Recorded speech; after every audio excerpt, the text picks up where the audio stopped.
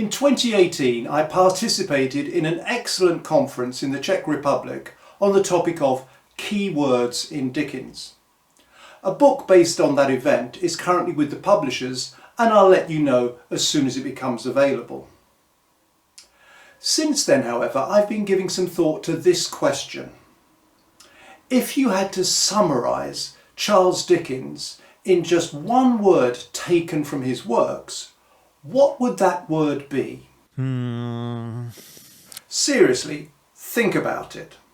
One little word to encapsulate, symbolise or infallibly evoke Charles Dickens. Have you made your choice? Before I reveal my pick, I'll quickly run through a list of other possibles from a notional top 10. I wonder how many of you had one of these.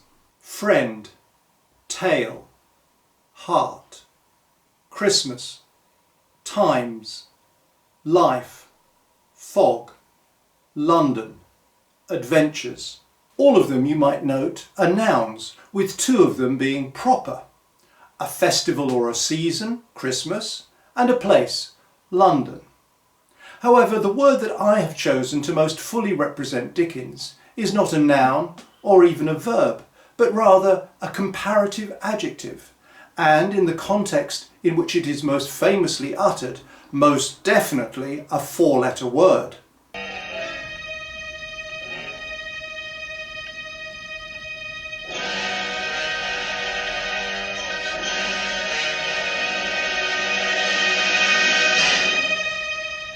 Please, sir, I want some more. What?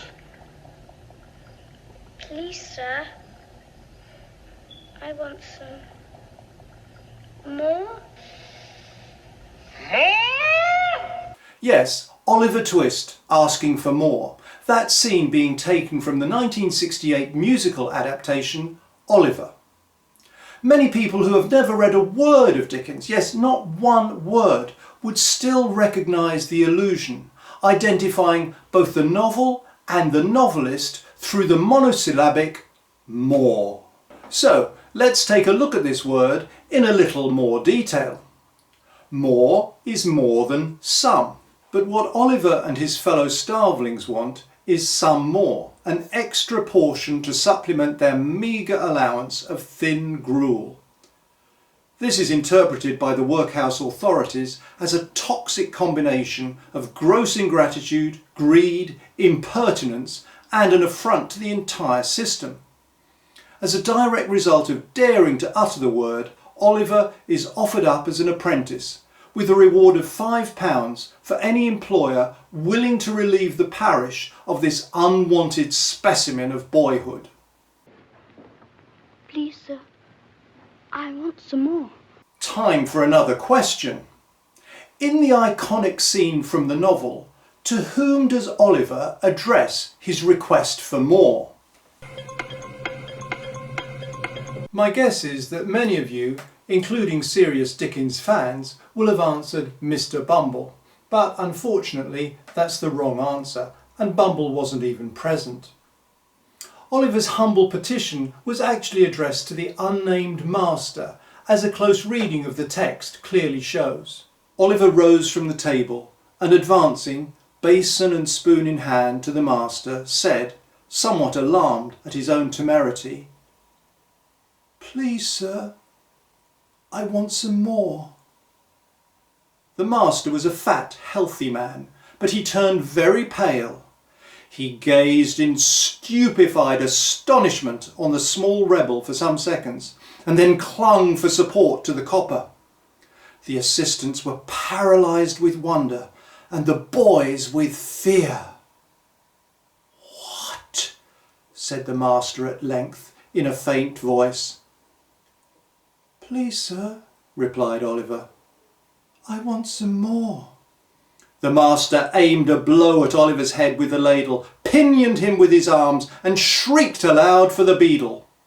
The beadle is, of course, Mr. Bumble, but Harry Seacomb's scene-stealing tends to eclipse the more authentic but muted performance of the master. What?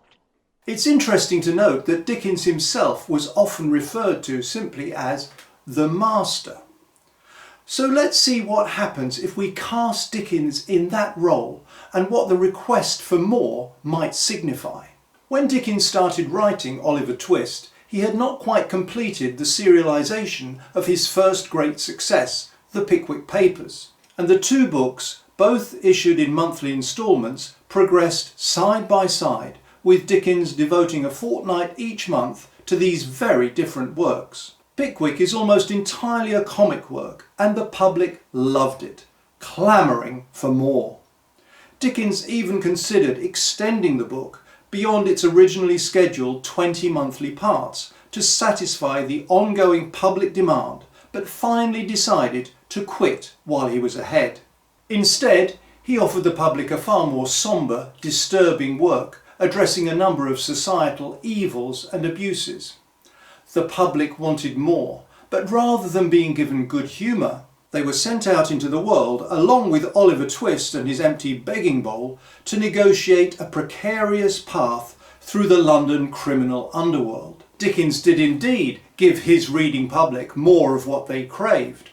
The Mantalini's, Micawber and Sarah Gamp, all rivalling, if not surpassing, Sam Weller as sources of mirth. But in Oliver Twist, Dickens established himself as a novelist with a social conscience, exposing the iniquities of a system in which the pleas for a bare minimum, let alone more, would not always be heeded. It was, however, the parallel serializations of Pickwick and Oliver Twist that enabled Dickens to perfectly exemplify the famous dictum of his fellow novelist Charles Reade: "Make 'em laugh, make 'em cry, make 'em wait." More from me in the next instalment.